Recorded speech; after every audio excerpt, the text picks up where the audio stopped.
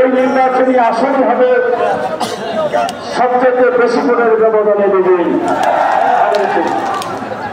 তাহলে আপনারা কি ধানের শেষকে ভালোবাসেন? আপনারা আমাদের নেতা তারেক রহমানকে ভালোবাসেন? আপনারা শহীদ প্রেসিডেন্ট জিয়া রহমানের আদর্শকে অনুসরণ করেন?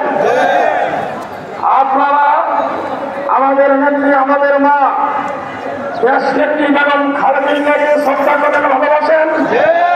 ওনাকে মায়ের মতো দেখেন আপনারা? তাই আমাদের এই ধানের শীষের প্রতীকে প্রার্থীকে আমরা সেটা দেখিয়ে দিতে চাই নির্বাচনে বিজয়ের মাধ্যমে। মনির হক চৌধুরী সাহেব, আমাদের নেতা তারেক রহমান সাহেব বিএনপি স্থায়ী কমিটির সদস্যবৃন্দ মিলে যে সিদ্ধান্ত নিয়েছেন সেই সিদ্ধান্ত